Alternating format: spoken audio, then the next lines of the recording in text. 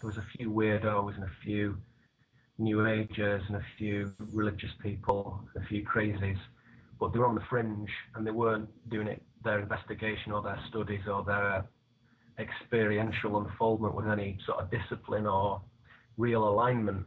And so that is what got me started. I began to look into this arcane and this ancient wisdom about the way the world's put together, where we're from, what we're doing here, etc. And that, if you do it fully, if you do it as a full spectrum study, involves philosophy and mysticism and spirituality, esoteric religion, exoteric religion. It involves the paranormal, it involves the whole thing really. And so it takes a long time. It takes, you know, a lifetime to amass that wisdom. And each area of study, you could go off and spend your whole life just looking at one area.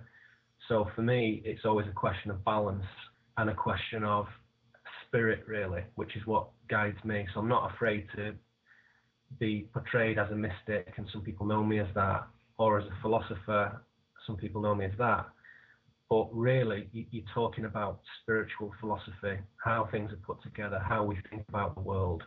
And as I reminded people in the talk, that just that word philosopher, we often associate it with, you know, professors with dusty old jackets on, sat in a room full of books somewhere. You know what I mean? And actually, philosopher is just someone who loves wisdom. So, you know, that's what it means. And it's a word that I think we have to sort of take back and take out of the exclusive realm of academia and say, well, really, everybody who went to that conference and who goes to events like that, or who is interested in those subjects in their own private studies and reflections, we're all philosophers, because we all appreciate and love wisdom, not just the knowledge, but also the experience as well. So the gnosis, fusing that knowledge into experience, that's really what brings us proper wisdom.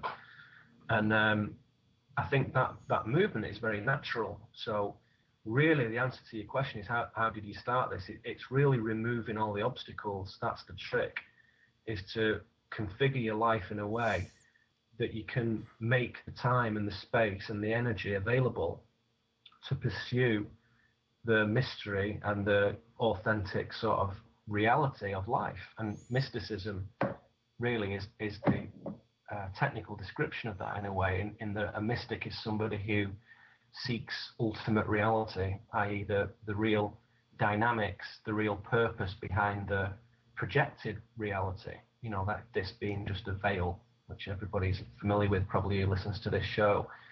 And the mystic is really the one who says, well, that's really interesting, but I'm not so much interested in the particulars of that veil, the things and colours and cars and objects and trees and tables. What I'm interested in is what lies behind it, the purpose of it, meaning of it, design of it. And that's what a mystic does. And, you know, they're always essentially, appropriately enough, few in number. So when other mystics get together at conferences and gatherings and events and workshops and stuff, that's why the energy is so highly tuned, because it's a rare thing, because usually we're moving in a space where nobody's interested in mystical matters. They're interested in the particulars, the objects. And so that's the only thing that separates you know, one group from the other, really. Right. Some cultures, it wasn't that long ago where everybody practiced some sort of mysticism. We would say, what, 50 years ago in some cultures and 100 years in others, for it to be westernized. Thousands of years in others, though. Yeah. Yeah, I mean, if you look at the Aboriginals, for 40,000 years they've been doing it in complete unbroken line. You know, not only the genetic heritage has been very pure in a way, but also the spiritual heritage has been very pure, in that it's not been hugely influenced, partially due to the challenges that the land itself provides, but also due to their own tenacity and their own fierce independence.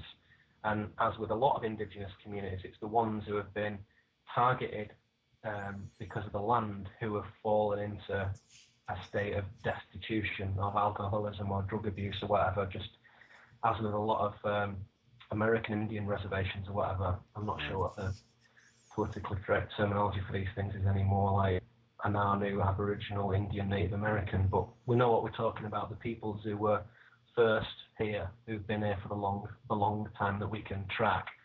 They, of course, were not the first here, but they were the first here that we can see in the normal course of historical documentation. My view is that if you can stay within your own cultural paradigms and choose what cultural influences come in and out, so you don't isolate yourself necessarily, but you choose how you do it, then keeping a pure spiritual connection is not very difficult for a human being. I think it's quite straightforward. The problem is when it's not your cultural choice and you find yourself subsumed within a massive cultural mediaplex, walking down the street in, Times Square in New York, Leicester Square in London, whatever, these places that represent what that mediaplex looks like. And it isn't just the entertainment, it's the whole thing, I call it the whole unreality that is foisted upon us. I call the construct, the consensus reality that is really synthetic, and it provides us with everything we think we need. And authentic human souls that reach a point in their life where they reject the construct and say, no, that isn't what I want to do, and actually it's not even real. It's somebody's representation of one tiny part of third dimensional reality, and it's not mine anymore. And so there is a certain defiance and a certain revolutionary aspect to a lot of mystics and spiritual people, in that they know that they're making a tricky choice, really, to get off easy street and just going for a nice car and nice toys in the house and a nice setup, and really risking all that for something that seems to ordinary people very subtle and very ephemeral, which is wisdom and which is ultimate reality. So it's an unusual choice, but that construct is the only thing really that prevents a lot of people from a natural connection with their own spirituality. Because once you remove that and you put somebody in a particular sort of environment, and I've seen this close up many times over the years, they begin to develop without any sort of effort whatsoever their own spiritual connection, their own mysticism, their own curiosity, their own enthusiasm, and they begin to channel it into that. And to achieve that, one has to, certainly in the West, whether you're in the States or Europe, Britain, Japan, wherever, you have to carefully moderate your attachment to the mainstream media, because it is not really a very accurate representation of reality. And yet it has an extraordinarily deep influence on people's way of thinking about the world. And if you can control the way someone thinks about the world, you actually control the world itself. Yeah. So we know that. I guess most of the people who listen to your show know that. But it's good to remind ourselves of it, because that is one of the obstacles to contemporary spiritual practice, is the media, because it doesn't really want anyone to do that. Right. Yeah. In the last few years, last 10, 20 years, I've noticed that the awareness of consciousness and spirit in the world appears to be growing rapidly in the last 20, 30 years. What do you see as some of the major contributing factors to that expansion of awareness? Well, it's funny actually you asked that question, Tom, because I'm just writing a new essay on this very subject at the moment. It's very relevant and prescient for me. I think particularly over the last few years, let's say the last 10, 15 years, there has been a more natural gravitation for authentic people to move away from the mainstream, from the construct. And it really stems from a very simple thing, which is a lot of people feel that something's wrong and that politics isn't helping, the governments aren't really our friends at all, and there's got to be another way of doing things. And that way is not by voting in Democrats, Republicans, Labour, Conservative. It's not a political shift. It's a whole paradigm shift in consciousness.